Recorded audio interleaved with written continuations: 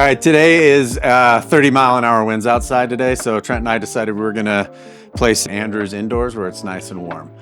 But what we wanted to talk about today was the wild game of chicken that's currently deadlocking the housing market here in Utah and probably across the United States, with sellers kind of holding out for higher prices right now and buyers that are kind of constricted with their purchasing power compared to where maybe they were 3 or 4 years ago. You have higher rates, lower job rates, and higher prices. And so what's happening right now is we're starting to see a bit of this game of chicken, and I kind of wanted to talk about who we see maybe flinching first. Like, we don't have a crystal ball necessarily, but we're still going to take a crack and tell you what we're seeing and which way we think it's going to go. Yeah, I figured you'd rather have me have an opinion than, just sit and wait back and try to, in the future, look back and see, I told you so. I'd rather have some idea of what you can expect to see over in the coming months and what you can do to put yourself in the best situation right now. All right, grab your driver, Trent. Okay. Well, that's pretty good, I'd say. Holy smoke. Nope. No? Big snap hook. It's a little snappy snap. Big snap hook. It's fast, but... It was fast.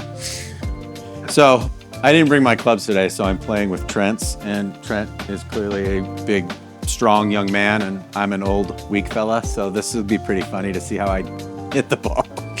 But, first thing I want to talk about is our sellers right now, over the last 3 years, have Utah, actually, I saw the stat the other day, Trent. I'm ready.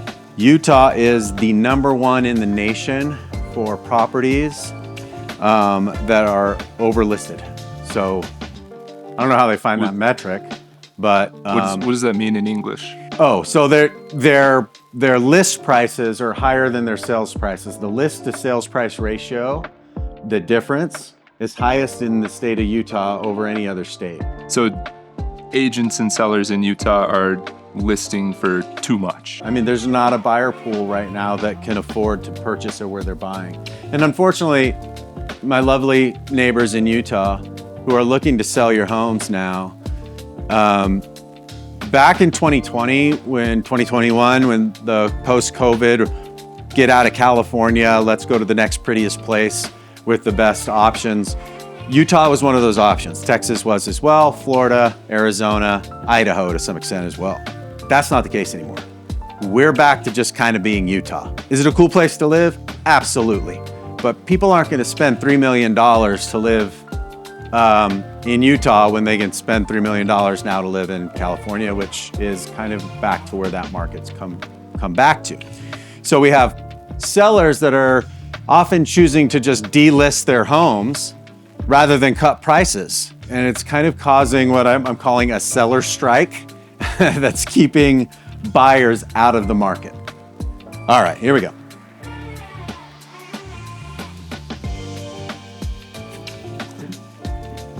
Ooh, a little high bomber there. Got under it. Yeah. Okay. So that's why you call it a game of chicken. You've got sellers that want to keep price, they want to sell as high as they can. Yep. And buyers that can't or shouldn't pay as much as what the buyers are looking for. I mean, so here's the thing, and I understand why, right? Like you have sellers that are still within their mortgage rates of 2 to 3%. So if you're a seller, like you're not wanting to really walk away from that and what's the buyer profile look like? Because when you're a seller, then you turn into a buyer. And what's that profile look like for you? So yeah, maybe you're walking away with not 2020, 2021 sales prices, but you're still probably making some money on your purchase of your home. And then you become now a buyer that's going to be looking at a 5.5 to 6% rate. So that actually touches on, I've been wondering if it's a bad time to sell, why sell? But you just pointed out kind of the next step after the selling is you're going to turn around and you're going to buy something else. Yeah. So if it's a good time to buy, it's also a good time to sell because you may not get as much out of the house, but you're also not having to pay as much for the next house you get into. Well, that's eventually that's my, I mean, I don't want to burn the lead, but that's kind of where I think we're going to end up. At some point, the properties that are listed that the seller doesn't need to sell, they kind of just want to see what they can get, those are going to wash out of the market. And what we're going to find are sellers that are in a position where they need to sell their home because of job loss, change of a job location, family situation changes. These are things where people really don't have an option. It's not really I'd like to, it's an I have to. And, ooh, you almost made it. And as a result, you're gonna have a market that's gonna be more indicative eventually of what this market should be looking like, which is, frankly, a recession back to the mean of where our valuation should be. And that's probably not something that sellers are really looking to hear right now, but I really think that's where we're going to end up. If you think we're all of a sudden in the next 6 to 9 months, we're going to be finding an influx of private cash into businesses where they all start hiring more and more people, again, in our tech sector here in Utah, then I'm absolutely wrong. But like me, if you think that jobs are going to continue to be scarce, there will probably be another round of layoffs for some of these tech companies coming down the pipe, then you're probably going to start seeing this stagflation that's occurring in our real estate market right now start to actually be a bit of a recession. Now, in Utah, typically, 38 yards. I kind of feel like an asshole just sitting here playing golf talking about how we're going to have a housing recession, but I think luckily here in Utah, we don't have a recession of price points, even during the 2008 drop outside of southern Utah. Here in northern Utah, we didn't see the same level of experience that most of similar states were seeing. So while everybody was seeing a 50% drop off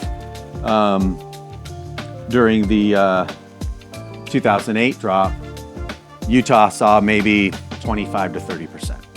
I don't think we're there. I think we're probably going to see about a 10 to 15% recession back to where property should be, but overall, I don't think it's going to be too bad, because ultimately it's going to do something that I think we've needed to do for a long time. It's going to bring our young buyers back into the market. There is an entire generation, Trent being part of this generation, that have funds, have decent jobs, and they're continuing to grow in their jobs. But right now, the entry-level home market doesn't really exist for them. And I think that once we get a little bit more of a reversal of what's happened over the last 5 or 6 years, and sellers start to get more realistic, it will have a trickle-down effect to entry-level homes. So here's the deal. Last time, when markets, as an appraiser, when I look at market fluctuations, the last properties to increase are townhomes and condos. And the first properties to decrease when the market starts to adjust, townhomes and condos. Right now we have not overbuild, but we have a lot of building happening in that type of property. And when builders start to see a little bit of tightening from their buyer pool, new construction builders will do a couple of different things. Their first move is to start giving reduced prices on packages of interior upgrades. After that, their second move, interest rate drops. So they'll pool a bunch of money together through investors and then give you a 1-year 3% or a 3-year 3% with a balloon at the end of it, thinking that at that point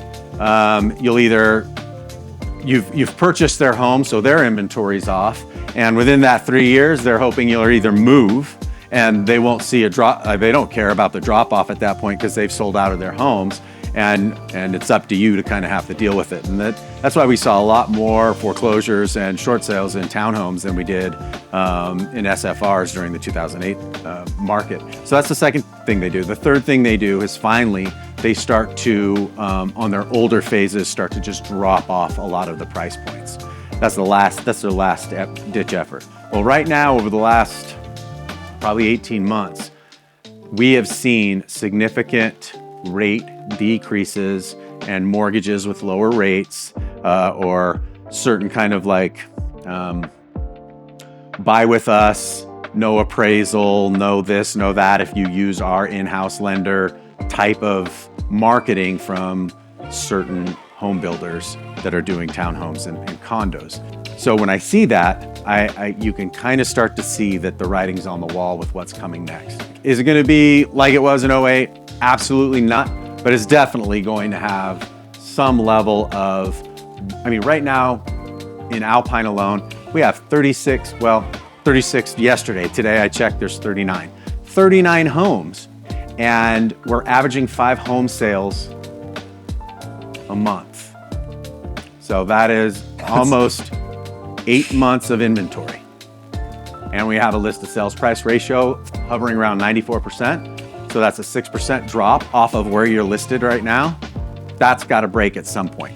The question I have then, like listening to that, I'm thinking about, like you said, like I'm in that buyer pool where the timing is almost right for me. Mm-hmm. Things are starting to come together. It's almost the right price for me to jump in and make a move. Would you agree with that, or would you push back? I'd push back. Okay. Why would you push back? I'd push back. I'd say right now, for that first-time home buyer, I would take this time to find out what grant options are available, what your real purchasing power is right now, and use this time to do some real research on the market area you want to be living in and at the market segment you want to start in. Remember, this isn't your forever home. This is your get within the market home. And to be frank, a 5.5% interest rate, get ready for that to be the norm for a while. I don't see us getting much below 5 in the near future unless there's some kind of, again, I don't have a crystal ball, and if there's some kind of government intervention. But outside of that, I see things floating around between 5 and 6% over the coming future.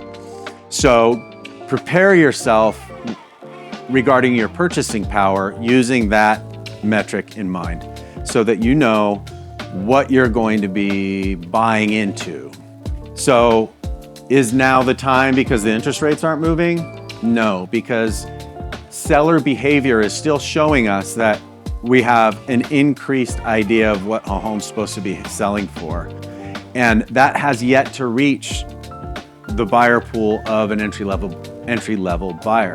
And a pushback I might hear is, well, there was just a home that sold in January for $3 million. It was listed for $3 million and it sold for 3.2. How's that fit into your equation, right?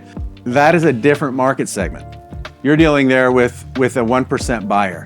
The entry-level buyer is not the 1% buyer. So we're dealing with actual economics and macroeconomics of what's happening within our life right now. What's my job? How solid's my job? What's my expendable income? What are my debt to income ratios? These are things that we're all having to look at and really make sure that we're having an honest conversation with our lender and our real estate professional to know quite where we're at, so that when it is time to pull the trigger and you do see that price point start to come back to the mean, then you're ready to go at that point. And that's when it's going to be very, very competitive. If I were a buyer out in the world right now, I'd be asking my agent and checking in with them over the next, this summer is going to tell us a lot. This summer is going to tell us whether this market starts to dip or not. I think it is. I think it will start to dip based on what I'm looking at from the price points of $1.5 million down. So I'm on the phone with my real estate professional saying, keep me updated on what the, how many months of inventory is still out there in my price point and in my market area. And when that starts to dip, I want to know. And when the list to sales price ratio starts to tighten up and the sales are dropping, these are things I want to know, because if you could catch it right before everybody else starts getting into the market, even if you over purchase by, let's call it 5 to 10 grand, you might end up saving yourself because now you're not going to be in a position where you're in a 3 to 4 buyer negotiation situation, multiple offer situation. So keeping an eye on those, what the real estate market's doing during that time will allow you to jump in earlier than all those other buyers showing up. Because I promise you, and sellers, please listen to this, they're out there. They're definitely out there, but they're smart. The buyers out here are smart right now. And they know that that home, or they're nervous at least, that that home may not be worth what it's worth a year from now. And if they're looking at a 6%, 5.5% mortgage, that can mean quite a certain amount that they don't want to be paying every month, or that they can't afford to pay every month with the current job market. So once that starts to come back to regular, I don't know what that means. Once that starts to come back, be ready to go. That means having a conversation with your real estate professional, having a conversation with your lender, and making sure that they have all your up-to-date paperwork so that when it's time to hit it, it's just a matter of putting in offers. Disclaimer, this information is based on market conditions as of mid-April 2026. If someone's watching this like a year from now or whatever, they're like, oh, guys, this is totally wrong. And you know what? I might be wrong a year from now. It might happen, but I don't think I am. I hope I don't know. I don't even hope I am. I want young people to be able to get in and buy homes and, hate me if that's the case. I think it's important. I would hope there's some level of intervention where first-time home buyers have a little bit more access to lending options, like lower down payments, whatever the case may be, to start helping them get into homes. Because I think young people starting families and starting their lives, their ability to get in and buy homes is a cornerstone for American strength, and that's what I'm all about. So I really would like to see that. So if you're listening to all of that and you have questions, like Andrew's been doing this for a long, long time. He's a very, very analytical person. He's constantly doing the math and looking at variables that fly over my head because I'm a photographer, I'm a videographer. Like, a lot of this information that Andrew has needs more context and more clarification. And so if you're feeling like you have more questions than answers now, sit down with us. Like, let's have a 20-minute Zoom call and let's get you some answers and let's get you a better picture of what your situation looks like and give you a better sense of what moves should you be thinking about making. Or subscribe to the channel. We'll see you in the next video. We'll talk to you then.